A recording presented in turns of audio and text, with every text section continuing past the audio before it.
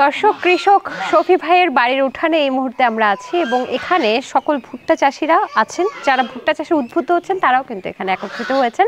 ভুট্টা চাষ নিয়ে আসলে তাদের মতামত কি, তারা কেমন ফলন পাচ্ছে, কোনো সমস্যার সম্মুখীন হচ্ছে কিনা সে বিষয়ে জানবো। তবে এখানে কিন্তু কোম্পানির একজন প্রতিনিধিও আছেন।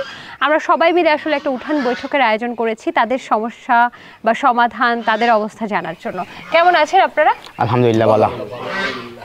আচ্ছা, আপনারা তো সবাই একত্রিত হয়েছেন, এখানে আলাপ আলোচনা করেন যে কার মাঠে কি পরিমাণ ফসল হইলো, কে লাভবান হইলো। এখানে কি ভুট্টা চাষ করছেন কারা কারা আছেন একটু হাত তোলেন তো।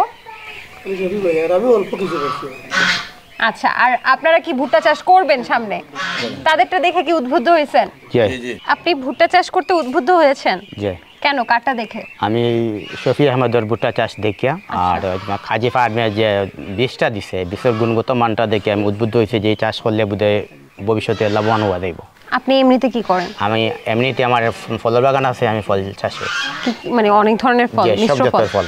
আচ্ছা, তাহলে ভুট্টাতে কেন লাভবান হবেন? শফি ভাই কি এবার অনেক লাভবান হচ্ছে? শফি দেখছি তার খুব কম জায়গার মধ্যে ভুট্টাটা একটু বেশি পাইছে, খরচটাও কম আর লাভটা বেশি, বুঝছেন?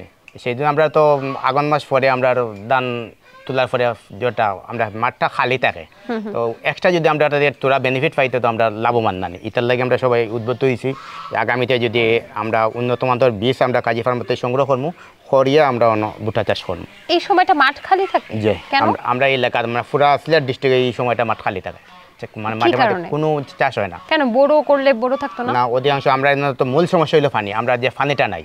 তো আমরা দাবি জানাইমো আপনার মাধ্যমে সরকার যে আমরা যদি পানির কোনো সুবন্দোবস্ত করা হয় তাহলে 12 মাস আমরা মাঠ মানে আবাদি থাকবো। তার মানে পানির অপ্রাপ্যতার জন্য আপনারা এই মৌসুমটাতে বড়টা তেমন ভাবে করতে পারেন না, এই সময়টা পানি এমনিতে জমি খালি থাকে। আচ্ছা চাচা, আপনার কাছে একটু আসি, আপনি কি ইতিমধ্যে করছেন ভুট্টা? না, এটা নতুন করছি। করছেন? জি। আচ্ছা, কেমন ফল পাইছেন? এটা নতুন করছি, এটা ফল তো বড় লইছি না, ফল লইলে না বুঝতাম কত কান পাইলাম। কেন আপনি এখন তুলবেন না? আগাম করছেন না? আগাম তো মনে করো 2100 জায়গা, হয়তো 15 মন 20 মন হইতে পারে। আচ্ছা, আপনি কি ভুট্টা চাষ করছেন নাকি উদ্বুদ্ধ হয়েছেন কোনটা? আমি আগামীতে করার প্ল্যান আছে আমার। তাহলে আগামীতে করবেন? এখানে তো এই এলাকায় তো নতুন ভাবে আসছে, পরীক্ষামূলক আমাদের শফি আঙ্কেল করছেন, ওনার ফসলটা খুব ভালো হয়েছে। তো আগামীতে আমরা ব্যাপকভাবে করার ইচ্ছা আছে যদি পানির ব্যবস্থা হয়। কিন্তু এগুলো বিক্রি করবেন কোথায় সেই নিশ্চয়তা? বিক্রি তো এখন তো আর ডিজিটাল যুগ অনেকে আছে, বাট আমাদের এখানে লোকাল কাজী ফার্ম আছে। কাজী ফার্মের কাছ থেকে যেমন আমাদের শফি আঙ্কেল অনেক হেল্প পাইছে, ওনাদের কাছ থেকে বীজ আনছে এবং যে কোনো সমস্যা হইলেই অনেক পরামর্শ, ওনারা ফোনে অনেক পরামর্শ দিয়েছেন। বেশি হইলে ওনারা নিজে মাঠে আসছেন, মাঠে আইসা দেইকা পরামর্শ দিচ্ছেন। তারপর ওনারা এই নিশ্চয়তা দিচ্ছেন যে ন্যায্য দামে ওনারা ওনার কাছ থেকে ওনার ফসলটা কিনে নিবে, তাইলে আর বাজারজাতের জন্য কোনো চিন্তা থাকলো না। আচ্ছা, কোম্পানির প্রতিনিধি আছেন, আপনার সাথে একটু কথা বলি। মানে এই এলাকায় যেহেতু ভুট্টা হতো না, তাহলে কি ভেবে বা কি লক্ষ্য নিয়ে আসলে আপনারা ভুট্টা উৎপাদনের জন্য কৃষকদেরকে এইভাবে উৎসাহিত করছেন? এদিকে তো জমি পড়ে থাকে পানির সমস্যার কারণে, আর যেই জায়গাগুলোতে বড় চাষ হয় এগুলো কিন্তু প্রচুর পরিমাণে সেচ দেওয়া লাগে, যেহেতু পানির একটা প্রাপ্যতার ব্যাপার আছে।